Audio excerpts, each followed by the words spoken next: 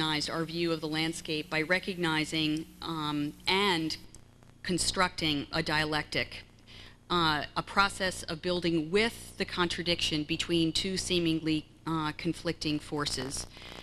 And he situates us not outside industrial sites, but positioning us as just innocent bystanders, but that we're direct participants in the processes of these landscapes.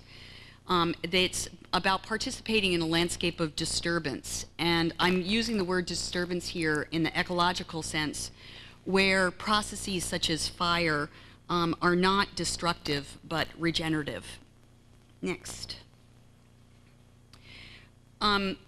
This is a cover of the heads. Everybody tilt their head to look at the bottom of that slide.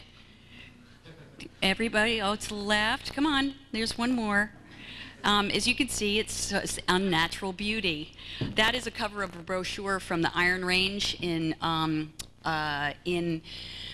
Minnesota, and that is not, a natural lake. That's a pit lake, and I love this map with the pit lakes and natural lakes, as if Minnesota needs more lakes. And to note that the pit lakes actually have higher water quality than the natural lakes. Such good visibility, up to 25 feet, that scuba divers flock to, when it's not freezing, to the Iron Range to scuba dive. And I think this gets around something similar to what the environmental philosopher Frederick Turner describes as, I think, this new dialectic between ecology and technology. He says, quote, "For the old industrial regime, the essential distinction was dualistic. For the new paradigm, the distinctions are no longer absolute ones of kind, but relative ones of degree, with scales running from linear to nonlinear." He's asking us, like Smithson, to consider relative relationships in the landscape that might be conflicted and open-ended, rather than resorting to the cleared and corrected sites of remediation. And I think this really supports a lot of the current thinking about network systems on every level. In particular, networks of production that are eliminating even the idea of waste, or, as they do here in Minnesota, reconsider that that this landscape is not wasted. Next. It's a terrible dark slide on the left, but in this example of a project Southworks, D.I.R.T studio, I just went for a few days to help the city of Chicago to kind of find their own nature as the post-industrial city, that they needed to understand a process and get gain a vocabulary for their post-industrial landscape. This is this incredible 527-acre, about 10 miles south of the center of Chicago, with, you can kind of barely see in red, the only remains of what was kind of a clean slate of a steel works. And there you can see the absolutely sublime remainders of of these ore walls around this boat basin. Next. And in this, I wanted to just tell them that they have to resist master planning from folks like SOM, where just an overlay of your kind of usual stuff just gets overlain with, as if there's like no industrial scale or industrial memory of this site. So instead, as a counterpoint, I wanted to introduce this idea of landscape infrastructure, that you put the bones in first, you don't put the piggy flesh. That you don't like just designate a bunch of waterfront park for, an elite residential community that would be moving in, but instead, first and foremost, grab that boat basin and ore walls as a direct connection back to the community that worked at this site. There's always a question in terms of ownership with these sites. It may be USX's, but is it really their landscape anymore once it's been abandoned? So the idea is, the next slides, is that this landscape infrastructure would allow the place to evolve over time and to flesh out over time. First, there's a dirt farm there cultivating. It was great. They were bringing barges of agricultural sediment from Peoria to mix, I suggested, with the soil on site instead of capping and covering, absolutely everything. Next slide. It was also a matter of just reimagining this site in the simplest possible ways, of seeing the boat basin of just kind of some works there, just turning into actually maybe water filtration system. Next. And that there's an amazing degree of restraint that's necessary with these sites, that you really don't have to do much. It's about designing with what Peter Latz called handling the existing. Next. And this is one of the spaces in the ore walls that could simply be kind of left to the scale that it is for an event space. Next. And that we really, really, really don't need to occupy every square inch of a site. That, in fact, maybe we should be held up on a catwalk above what is a. They brought coyotes into an existing industrial ecology there. They introduced coyotes on this site because the bunnies were taking over it. It's pretty fabulous. Next. 2. Yeah, that's much better. Thank you. Oh, much better. Thank you. Ah, nice. Yay. Number 2, don't hide the contaminated facts and try to do what's right for the site.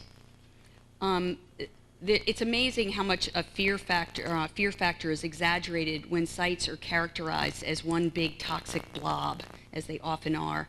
It inflames both the real and perceived fears, but indeed there is no silver bullet. But it's amazing how the EPA and industry and the engineers have produced an armor of jargon to kind of mask what they're up to. They put up a very opaque veil of language. I want to get my hands on a, which I do there, on a old drag line. Amazing size. Next. I have found that little did I know that I would be taking on the role of translator, simply to try to understand the problem that is really buried in a lot of bureaucratic mumbo jumbo and technical trash talk. I wanted and have found I spent a lot of time filling the abyss of information to frame these complex issues clearly, don't complicate them, nor oversimplify them. So I want to give you an example of often what I start out with, and I give my students the brief that is often accompanies these Superfund sites or brownfield sites, mostly Superfund. RCRA and CERCLA mandates that the EPA identify sites where a PA leads to an SI to facilitate the HRS, which went over 28.5 officially places the site on the NPL. When the RI and the FS are being conducted, a PRP is identified and the OUs are delineated. RODs are mandated and the RD and RA are implemented. That's literally what we read, and you have to be pretty tenacious to stay there. So basically, I'll translate that the laws, those make the feds find out how really hazardous the site is. They wrap it tightly in red tape. They study it to death, and then they try to find someone to blame and pay for the cleanup. They draw lines around the nastiest parts, as if contaminants don't migrate off-site, and then they pick the most efficient, fastest, easiest, preferably cheapest way to so-called clean up.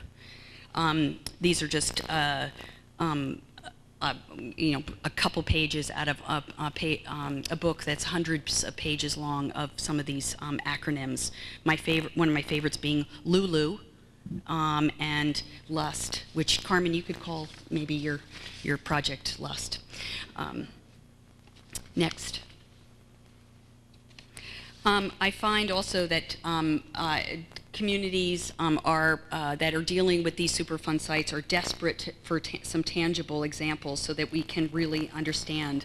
It's about educating and understanding, and it's very, very different than the patronizing methods of community interaction that are going around. It is about educating to build a common ground for informed decisions, not this very defensive decide and inform method. So for instance, on one hand, you know, I have a wear a gold ring, and on the other hand are the byproducts of that ring.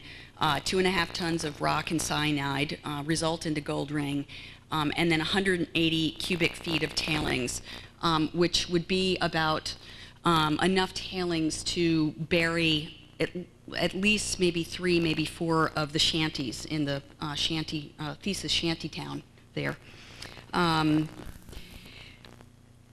Next. So oftentimes I show up at the with graduate studios with these volumes here for the slag studio, and ask the students to give this to them on Friday, and on Monday say, what does it mean, and to try to decipher that data. And what we started to do is what you can't find the EPA or anybody else doing, and that's these toxic maps to really differentiate the site about what's hot and what's not. Again, they just put a big old fence around it, warning signs, and just basically let it build up stigma.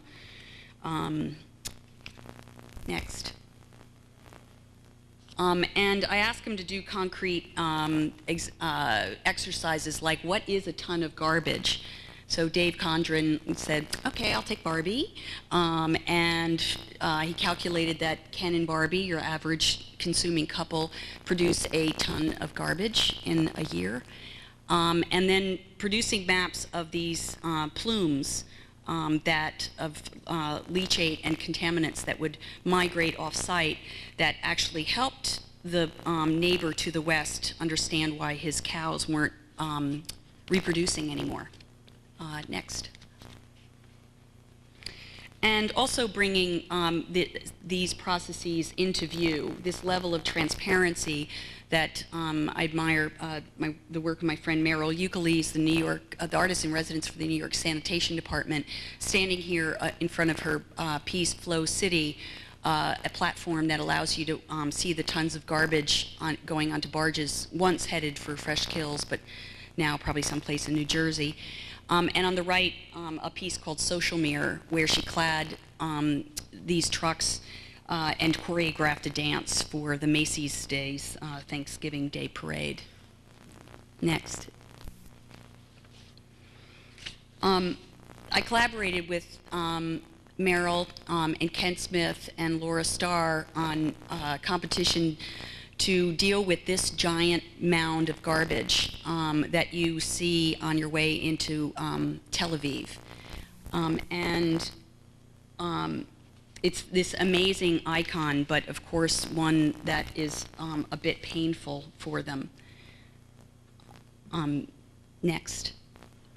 But it was just that, and this is the view from Haria, the giant lump of garbage out to Tel Aviv and the Mediterranean. Just this amazing sublime scale. Next. But and what normally takes place, and this were quick sketches from a January charrette, and then we did the competition, was the notion of actually not masking the fact that this was a big pile of garbage, and that the possibility was that it was a resource for the recycling park at the bottom of the mountain, where actually all the waste would continue to come in from Tel Aviv, which it is, employing all this hyper sorting, where basically they get it down to about 4% that needs to be landfilled.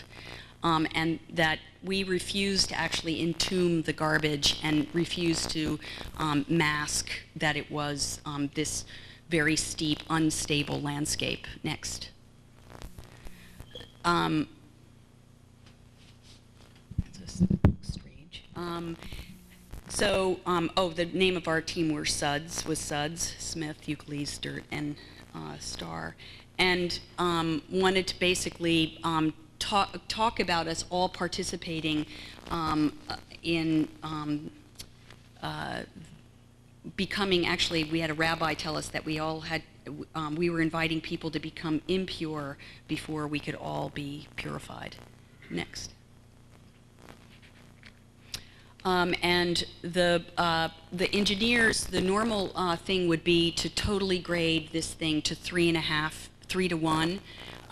It's now kind of 1.5 or 1, yeah, 1.5 or 1.25 to 1, giving it that amazing iconic form. So instead, we propose these faceted slopes, these pleats. Next, where in fact a lot of the original grade of the and the exposure of the trash would be found in these canyons. Next. And we propose that actually, normally there would be a clay, impermeable clay cap put on the landfill that would actually entomb it and petrify the waste. Instead, we worked with a landfill engineer to propose a capillary cap, which actually allows groundwater and recirculating leachate to go through to actually basically make this kind of biological heap that would be decomposing and also generating a lot of methane, which, as many of you know, can be converted into fuel that would basically be energy for the recycling park and the recreational park. Next. And worked with Steve Handel from Rutgers University to actually identify the extremely unique habitats that could be constructed. We're talking here about an industrial ecology, not a restoration project, that in fact the extreme landscape of the landfill was going to make for a very, very unique habitat. Next. And in this plan that got rather mannered, because Ken Smith had at it, but this very faceted place where all, hopefully all the processes were paired with some symbolic value. For instance, the sapphire steps out of recycled glass has biblical references. Next. Next. And that what was embraced here was actually those processes that make that, that industrial landscape. We put, of course, propose another dirt farm to basically kind of manufacture the soils that would make up for those pleats, and in some cases just leave them in what's called end dumps. Next. To basically, basically go through successional stages towards these gardens. Next. Number 3, don't hide the ugly duckling and reveal those processes of regeneration. Remediation is often done behind chain link fences or big buffer or screen plantings, as if we're supposed to trust the man behind the curtain. And it is necessary with some processes to have a distance, but I really do think that what we're missing the opportunity for is to actually have us engage and witness that, process of transformation.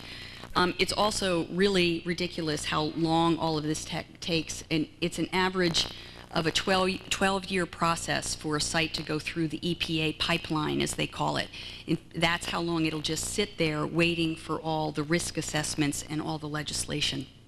So I do, in fact, encourage trespassing, like my other mentor and hero, Robert Smithson.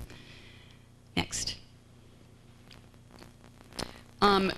This is one of my favorite most commonplace methods of remediation, where actually it's this capping and covering, where the site is all smoothed out, like you're seeing on the gentle rolling plateau to the right, and as if, you know, it gets a green veneer and is this idealized view of nature, capital N.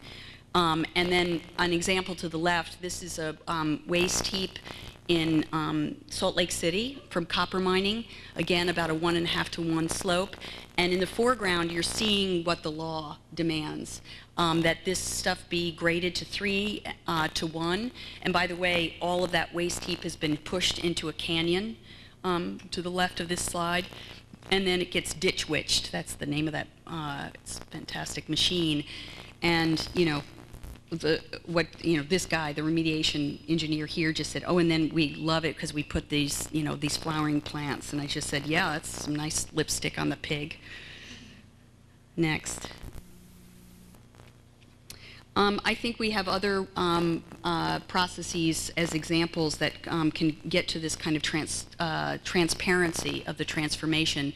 One great example that I continue to use is Mel Chen's revival field, where Mel hauled Dr. Rufus Cheney out of the basement of the U.S. Department of Agriculture, where he was doing experiments with hyperaccumulators, these plants that actually absorbed heavy metals into their tissue, which actually, for many of us, has become, again, a very commonplace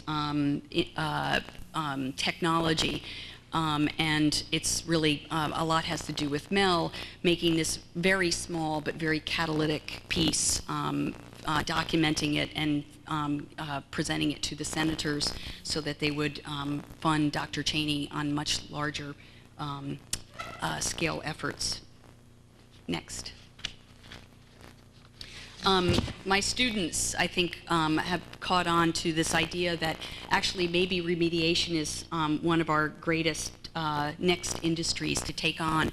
How the Roebling site here on the right, what used to make the bridge cable, might become a dirt farm. This is a barge going off into the sunset in New Jersey, where Eugene imagined that all of the, instead of greenways, the brownways of the Delaware River would send their contaminated soils to this factory and have them remanufactured, reconstructed, and sent back out. And then the other part of the industry being this kind of phyto factory. Next. In my own efforts to try to get to this idea of revealing these processes, this is a collaborative project with historian, a hydrogeologist, an artist, and a lot of AmeriCorps volunteers, and some in the audience, Ann Gilbo. It's a 40-acre floodplain, and this is old cokery, and there's a thin line here in the center of the slide that I'd like you to take note of. Those are 152 beehive coke ovens, and that structure is 140 feet long and about 15 feet wide. And to the right is what is there now. 1970s legislation, again, just hog and haul, and just leave behind the bony, as the locals call it. That's the mine coking refuse, which you can see not much grows there. Next. And what we wanted to do actually is to work with how actually conflicted everyone was there, that they were so proud of their history of coke and steel making, yet left with, a very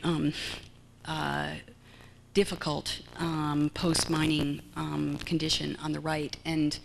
But we wanted to conjure up memories of the hard work, the labor of hundreds of men and boys that used to be in these tunnels. In this case, the Catani B seam, which was only 4 feet high, and with the mine tunnels being miles long, often it took the workers about an hour and a half, 2 hours to crawl to the work face.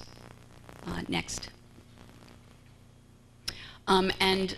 What results? There's Ann Gilbo for scale on the right, on top of a giant bony pile overlooking what is now a bright orange Blacklick Creek.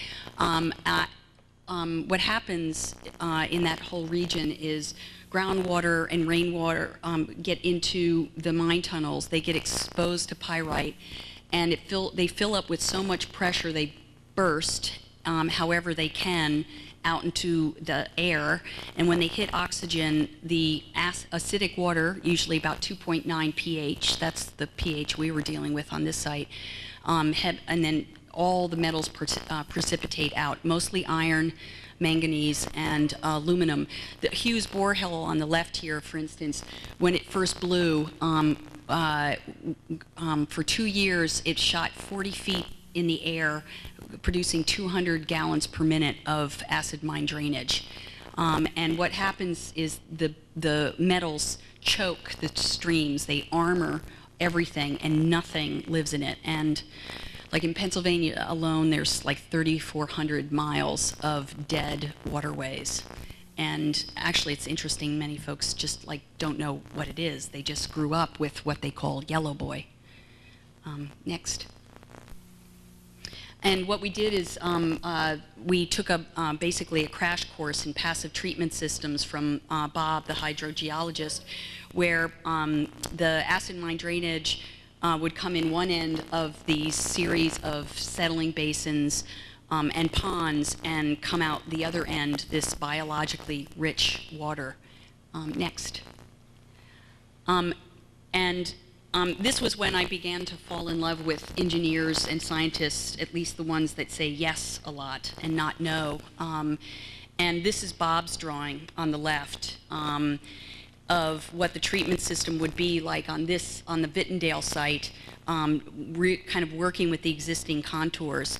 And Stacy and I are drawing to the right and trying to kind of push Bob to push and pull those forms, so that what we could maybe do is create a litmus garden that would make this process of the acid mine drainage being transformed evident and legible. Next.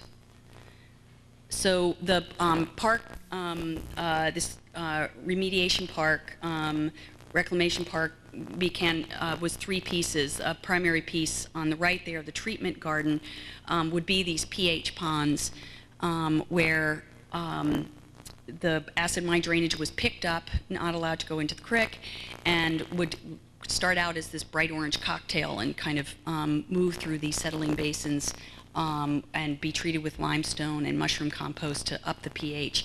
And by the time it would come out spillway number 6, it would go out into the finishing rinse, the wetlands, where we bartered with a excavation company to, this was all done pro bono for about 5 years.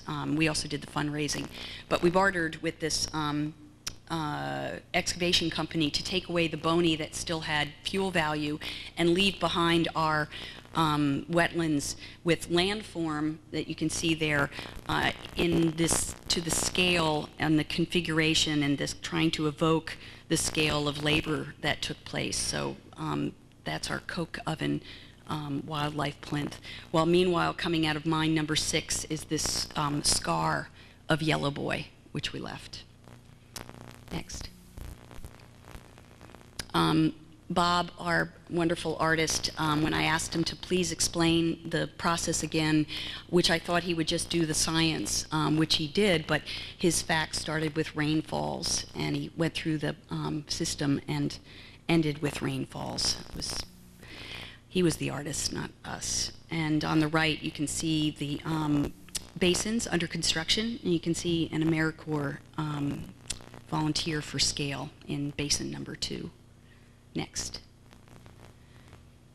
And this is the Litmus Garden, the plant list of natives that would basically reflect, literally and figuratively, reflect the process of from violent orange to clear blue, and the volunteers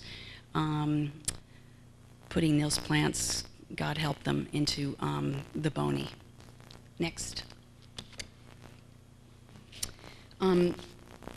4, don't erase these the centuries of hard work, and if you can, expose old and overlay these new social histories.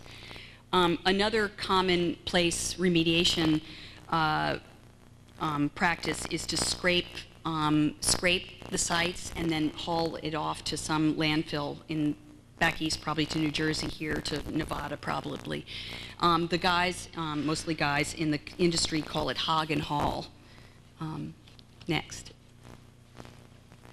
I find over and over that there's plenty of environmental assessments, reports that assess the risk to human health and safety, but there's never really any cultural assessment, even kind of understanding that there might be some social value in these landscapes, and that those could be a criteria for what it would be that you do on site. And you could find these incredible photographs and these remnants, like these are wooden clogs that the guys at the River Rouge plant in Dearborn, Michigan would need to strap onto their boots so the soles wouldn't melt. Next. And I find a great example in the work here of Peter Latz. This is the park Duisburg-Nord in the Ruhr Valley of Germany, where this old steel factory is carefully curated. It's not hogged and hauled, but in fact, new layers are added on. There's kind of this industrial succession and juxtaposed with this kind of intentional means of kind of marking this kind of cultivation, where what was a quench tower for coking becomes this type of water garden. Next. And in the efforts here, this is the River Rouge plant in Dearborn, Michigan, 2 square miles of industry where coal would come in one end and a finished car out the other. The plant that Henry built, that clearly became an icon of the American dream. Here, the photograph, well-known photograph of Charles Sheeler of the power plant there at the River Rouge. Next. I was on a collaborative, Bill McDonough, the architect, was asked by William Clay Ford Jr. to redesign the assembly plant there.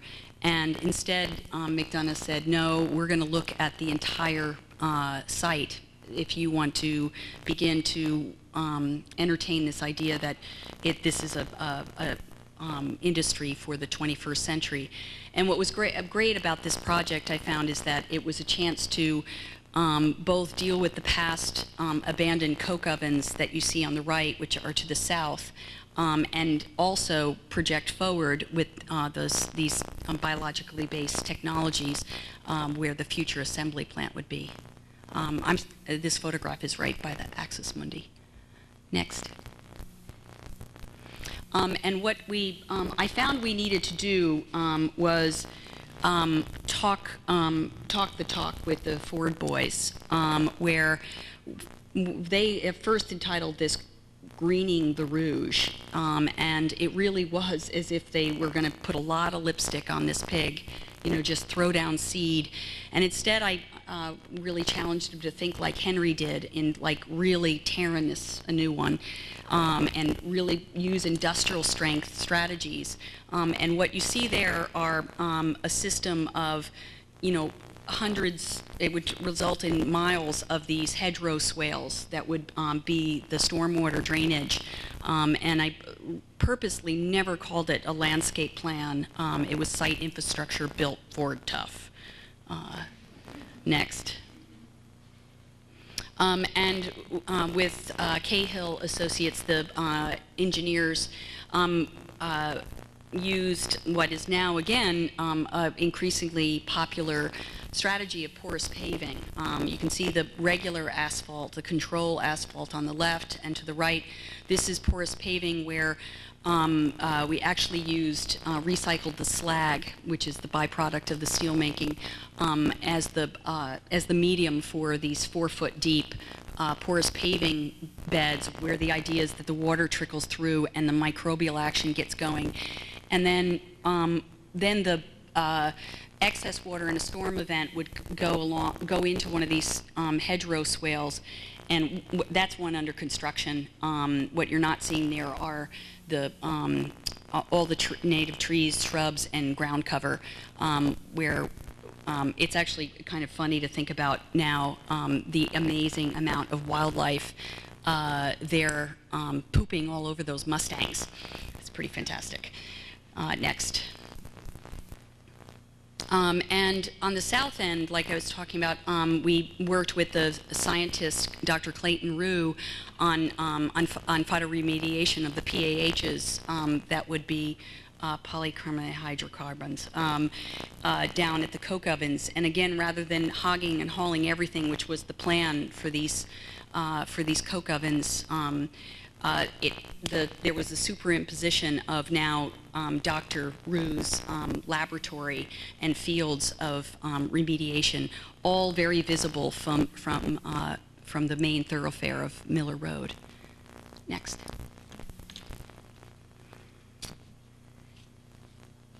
Number 5, don't isolate industrial sites in time or space, and do work with the evolving network of industrial and urban ecologies. It's amazing how often these former industrial sites are outlined as bounded pieces of real estate, separate from their larger cultural and ecological contexts. And I think it's a dangerous view born out of the Industrial Revolution to see these landscapes only as machines or as isolated objects, and not part of a network of natural and cultural systems. These sites are not broken pieces, parts that can be easily replaced. They have pretty intense juxtapositions that get revealed in like photographs of Joel Sternfeld, and they actually are very clearly part of a larger ecosystem. Again, that's the Bingham Pit in Salt Lake City, a earthwork visible from Mars. Next. But in the case, over and over, you'll see examples of where this landfill that's west of Charlottesville is, again, not bounded, as if nothing is surrounding it, the non-reproducing cows right here, and that it just is kind of taken like any other piece of ground, just capped and covered up with, kind of all of your usual ingredients for your nice little community park. My students, when they did the research here, discovered a nice juxtaposition of the tot lot right over top the most toxic area on the site, this asbestos dumping spot. Nice detail. Next. Instead, also, my students began to wonder why not begin to juxtapose and layer these industrial histories, and it also bringing back and thinking about these are called skulls. They are slag, sometimes dumped in these big blobs that are still the shape of the ladle. And in here, Akiomi was suggesting that the Delaware River's marshlands be brought in, but that skulls could remain, so you could have that kind of juxtaposition. Next. Students like Ann O'Hara Wilkmeyer really carefully inventoried again the industrial ecology that was already in place at this place that made polyester on the Shenandoah River, but also looked at how this amazing phytoremediation ponds that used to have all this bad viscose, but how that would introduce a whole new type of habitat and ecosystem. Next. And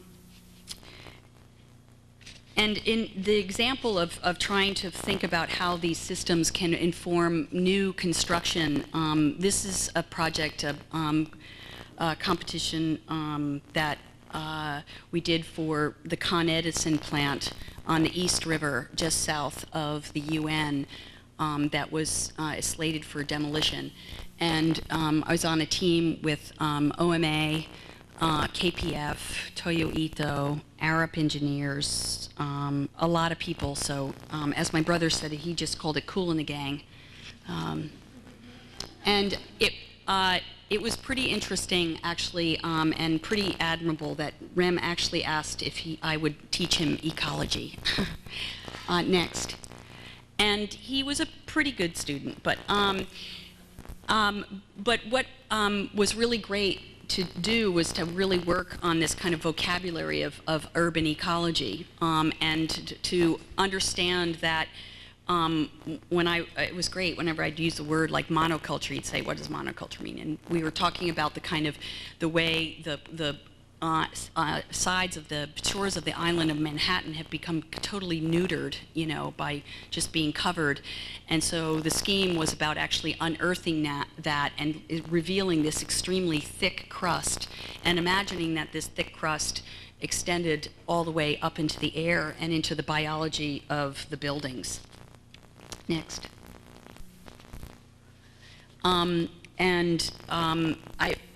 Like I said, he was a pretty good student. Here I'm kind of correcting him that it's not a beach, that this is in fact a salt marsh, and that it had a very particular vocabulary. But what was really great was how we began to really think about these ecological terms like ecotone, which the definition of that being a place where two very distinct communities overlap, and that makes for an extremely diverse place. That had just such wonderfully rich ecological connotations, but also cultural ones. Next. And this too is where it was just a blast working side by side with Arup engineers. This is a drawing it's doing with them, calculating all the black, white, and gray water, and how it is that we could create these, great loops, all within the site. Actually, the goal was zero discharge, which is actually legislation coming down the pike. Of zero discharge, and if there was absolutely any discharge, it would be filtered through this inlet that was going down to bedrock and through a spit, the riparian filter. That's 2x4 interpreting some of these diagrams. Next. And that, in fact, what it did, this kind of complex crust made for these juxtapositions of these ecological and biological systems and this urban life. The structural engineer was thrilled that this was a tower we called Brancusi. When it was tall and thin, needed structure to go down to bedrock, so it was sent all the way down the inlet filter and became a people mover, which was fun. Next. We lost that competition, of course. Number 6, I'd say don't miss an opportunity to really reveal this toxic beauty that's all around us and try to embrace a form of contemporary wilderness. I would warn us all not to get to romanticize them too much and to get too nostalgic, and instead make monuments, as maybe Smithson would say, monuments to the everyday. Next.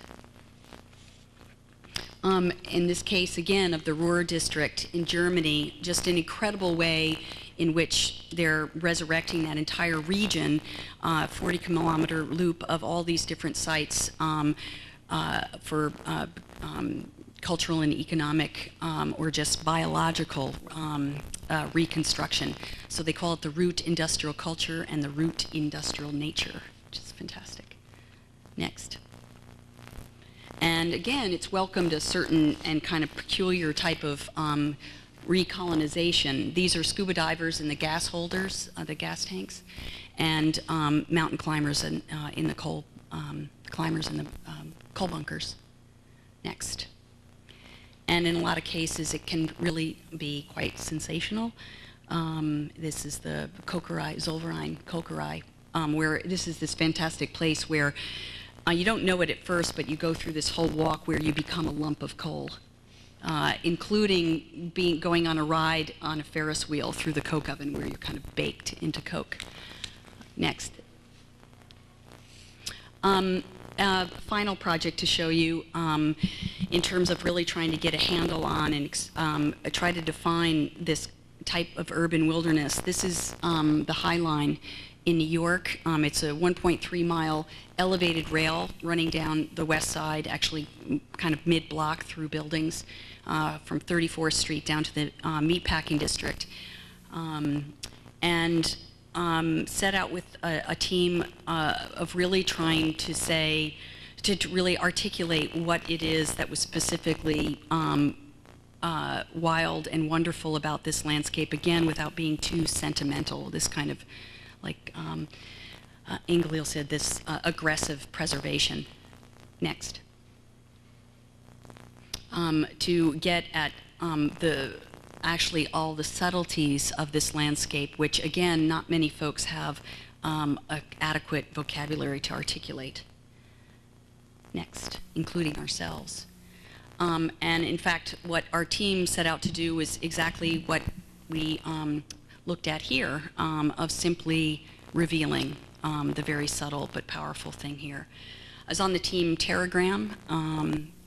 Next, of course, a spin on archigram that was clearly took a stance with all these guys of process in place of a form, or maybe we should say form as a verb and not just a noun. And that what we proposed are a bunch of laboratories where we would be working with the expertise, but also working with that landscape and trying to, in a way, cultivate the wilderness, but not tame it. If that makes sense. Next. We didn't want to do what the precedent for them was what the heads are blocking there, as it says, ce n'est pas un viaduc. It wasn't, it wasn't about, this lipstick on a pig, I guess French like lipstick, and these formal gardens up on this viaduct. It was instead really trying to look hard at what was there and become, in a way, a voice of that landscape. Next. It was about seeing a place that was maybe a lot of folks would consider empty, very, very full. Next. And that what we were trying to avoid is the mauled highline. On the right is the proposal by Zaha Hadid. Next. And again, trying to talk about another language of this one of succession, which again is an incredibly subtle thing. And so the task was to, actually the challenge to the Friends of the High Line, the city and planning and city parks and economic development commission was actually to trust us, to trust this process of succession, and how we would be working really hard to make a resilient landscape that could actually continue to evolve in the city. Next. And what we introduced, working again with urban ecologists, was this whole science of how these landscapes don't grow in spite of these conditions; they grow because of them. And amazing seed banking, taking the seeds that came over centuries into the ballast of ships that was used for the rail up here. So this amazing plant community that's already there. Next. And to work with how the friends of the High Line could become the forces of the High Line. It was amazing momentum that they had in saving this from the developers, because all the only property, the CSX railroad property, is a 30 by 30 foot cube or extruded tube of space with private property underneath. So the Friends of the High Lines were amazing how they saved it, and so we wanted to capture that kind of energy and turn these guys into eco-curators with extremely groovy outfits, of course. Next. And what we wanted to do sooner rather than later is actually right away with devices like site pipes, just be able to project images of this mysterious landscape up in the air, and also make a headquarters for the Friends of the High Line, which you can see the massing of the building is all about figuring that 30 by 30 by 30 foot space. Next. And when also to kind of really work on the intersections, because the intersections were actually the only public property. And so there they had 21 catalytic points for this landscape, where with very, very careful, editing, these stairs could bring you through this amazing, strange, structure into this urban wilderness. Next. And to really work with classic landscape experiences of the meander, of basically weaving back and forth through this landscape to experience the complexity of that site, but also the complexity of the city around it. Next.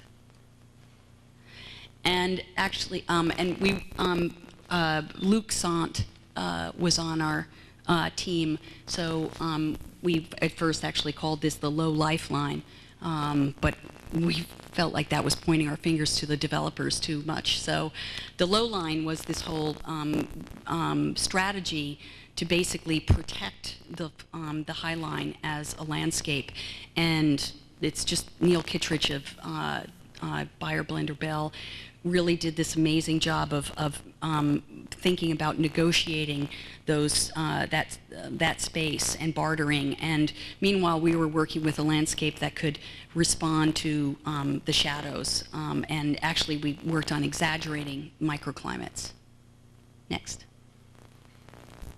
And I worked on putting together a whole repertoire of the very varied conditions that were along the High Line. Everybody wanted to kind of characterize it as toxic and contaminated, but in fact it only had little hot spots. And so there really was a whole repertoire of actually this kind of seeding soil, just working with, again, what was existing and working with it in place. And really having a very particular plant palette that came from the seed banking and not this garden variety ornamentals that many are the design teams right now are going to deploy. Next. Oh shoot, sideways. Ending with this image of coming up into a wilderness with basically, again, a challenge to all of us to think about how we might begin to be able to trust two things: confront our own nature, which is not at all pure, and to also trust ourselves in kind of allowing this and trust the landscape and this type of wilderness and what it might reveal in all of us. Thanks.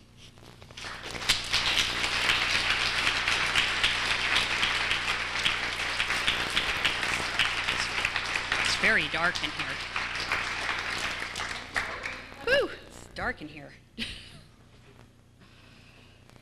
Whew. Hope that wasn't too long. Okay, thanks you guys. Thanks for having me.